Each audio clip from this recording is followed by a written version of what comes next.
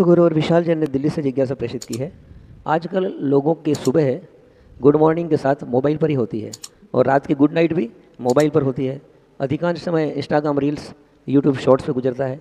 घंटों उसी में निकल जाते हैं, समय कहाँ जाता पता नहीं चलता। इससे दुष्प्रभाव पड़ रहा है, नींद नहीं आना, आँखों की ज्योति कम होना, मानसिक प्रभाव। इन सब कारणों से बचने के लिए जीवन में कैसे इस मोबाइल का उपयोग करें ताकि हमारा जीवन आध्यात्मिक बन सके। आज के एआई के ज़माने में आपको सब कुछ मालूम है।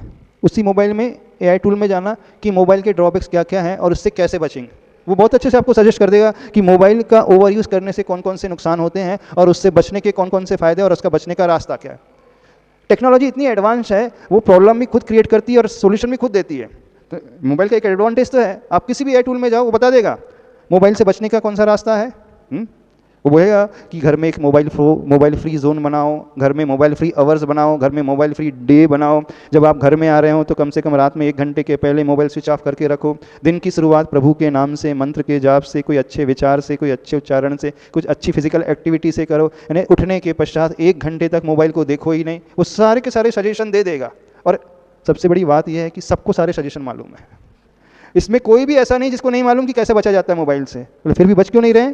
वो बच इसलिए नहीं रहे हैं क्योंकि जब तक आप अंदर से दृढ़ संकल्पित नहीं होगे तब तक आप ये कार्य नहीं कर सकते हैं।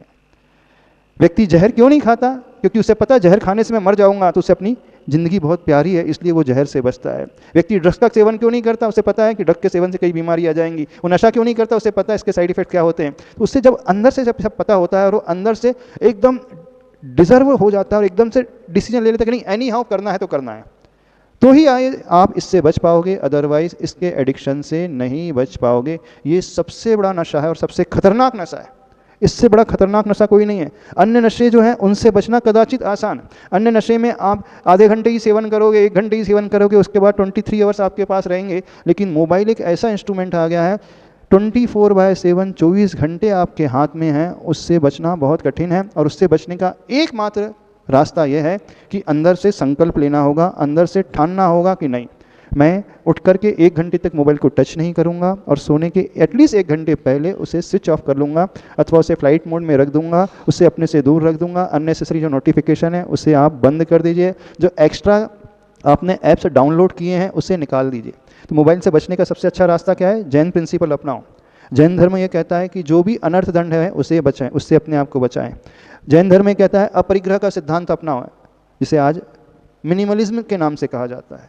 अपरिग्रह मतलब जितनी हमें आवश्यकता है उतना ही हम पैसा रखें, उतनी ही सुविधाएं रखें और जो एक्स्ट्रा है उसे हम दूसरे में बांट दें। तो इस प्रिंसिपल को आज आप अपने उस इलेक्ट्रॉनिक गैजेट्स में उपयोग करें कि जितना हमें नीड है उतना ही हम देखेंगे और उसके अलावा हम अपने जीवन को, अपनी लाइफ स्टाइल को कुछ अलग ही बनाएंगे। आपका जीवन तब अच्छा बनता है जब आप अपने शरीर के लिए, फिजिकल एक्टिविटीज़ के लिए टाइम दोगे, अपनी मेंटल फिटनेस के लिए टाइम दोगे, थोड़ा सा मेडिटेशन करोगे, थोड़ी सी प्रभु की भक्ति करोगे, थोड़ी सी प्रभु की आरती करोगे, स्वाध्याय करोगे, एक दूसरे से अपने विचारों को शेयर करोगे, बच्चों के लिए स्टोरी टेलिंग करोगे और जो आपकी अन्य हॉबीज़ हैं उस हॉबीज़ के अनुसार अपने जीवन में कुछ कार्य करने की कोशिश करोगे, तो ही आप इससे बच सकते हो। यानी अपने आप को उससे दूर करने के लिए आपको कुछ अन्य क्षेत्रों में कदम बढ़ाना होगा, उससे अपनाना होगा। अदरवाइज उससे आप नहीं बच पाओगे। और ये कैसे पॉसिबल होगा?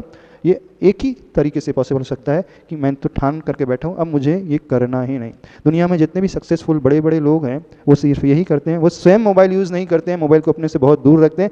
जब बहुत ज़्यादा इमरजेंसी होती है तभी यूटिलाइज़ करते हैं। तो आप उस इडियट बॉक्स को, पहले टेलीविज़न के लिए इडियट बॉक्स कहा जाता था, अब तो उस मोबाइल को इडियट बॉक्स कहेंगे। वो सबसे खतरनाक है।